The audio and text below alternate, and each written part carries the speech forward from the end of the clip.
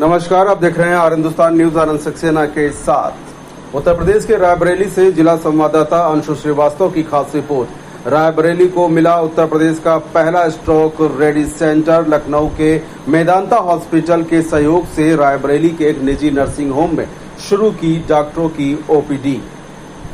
Stroke ready centre AI सक्षम city imaging programme में neuro emergency brain stroke की स्थिति में त्वरित व सटीक इलाज के सहायक सिद्ध होगा और इसकी मदद से मरीजों की जान बचाई जा सकेगी। मेदांता हॉस्पिटल की डॉक्टर वर्तिका भारद्वाज ने प्रेस वार्ता में बताया कि पैरालिसिस व ब्रेन स्ट्रोक के मरीजों को अब इलाज के लिए लखनऊ नहीं जाना पड़ेगा। मेदांता हॉस्पिटल के विशेषज्ञों की टीम रायबरेली में मरीजों को देखेगी, जिससे समय और पैसे की बचत होगी। Doctor Vartika Bhardwaj associate consultant radiologist Medanta hospital द्वारा अवगत कराया गया और डॉक्टर मनीष चौहान डायरेक्टर सीमेहंसर हॉस्पिटल द्वारा अवगत कराया गया। फिलहाल आप सुरक्षित रहिए, जुड़े रहिए आर हिंदुस्तान से। नमस्कार। नमस्ते, मैं डॉक्टर वर्तिका भारद्वाज हूँ, associate consultant interventional radiology Medanta Lucknow में। हमारी जो टीम है वो सारे मिनिमली इन्वेजिव इंटरवेंशंस करती है, राय देती है, डायग्नोसिस बनाती है और बिना चीरा या टाके के इलाज करती है। मैं वर्तमान समय में AI और रोबोटिक्स ये कितना लाभ कर रहे हैं, क्या कहते हैं? देखिए, आज के जमाने में आर्टिफिशियल इंटेलिजेंस ऐसा हम मानते हैं कि वो इंसान को रिप्लेस कर देगी, लेकिन ऐसा है नहीं।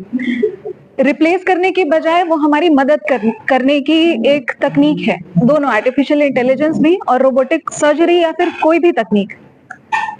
इससे क्या है कि हमारा जो टाइम और एनर्जी काफी चीजों में व्यतीत होता है, जैसे क्लरिकल वर्क में काफी इन्वेस्ट होता है, तो हम वो चीजों में ज्यादा अपना टाइम व्यतीत कर पाएंगे जो सबसे इम्पोर्टेंट है, जो मशीनों के द्वारा नहीं हो सकती है, जिसके लिए डॉक्टर की या फिर इंसान की स्पेसिफिकली जरूरत पड़ेगी। और ऐसा समझ लीजिए कि आर्टिफिशियल इंटेलिजेंस या फिर रोबोट्स जो हैं वो हमारे असिस्टेंट की तरह काम करेंगे।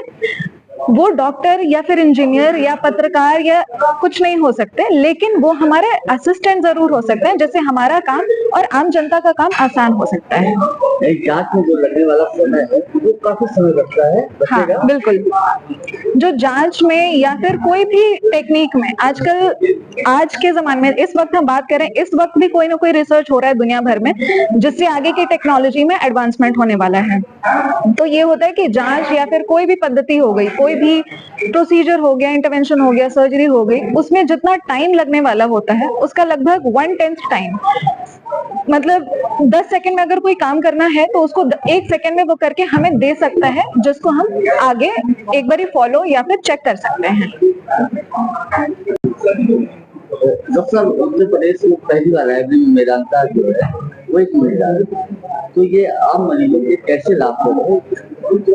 ये मेदांता और ये इसका प्रयास है। सीमेंस में यूनिट हम लोग शुरू कर रहे हैं और डॉक्टर वर्तिका इसको देखेंगी, उनकी देखरेख में ये शुरू हो रही है। सबसे इम्पोर्टेंट चीज इसमें जरूरी है, जैसे कि कोई भी जैसे पैरालिसिस या मतलब ब्रेन स्ट्रोक के या हेमरेज के पेशेंट आते हैं, तो उस समय टाइमिंग का बहुत इंपॉर्टेंस है कि वो हम किस टाइम पे कितनी जल्दी उसका ट्रीटमेंट शुरू करते हैं।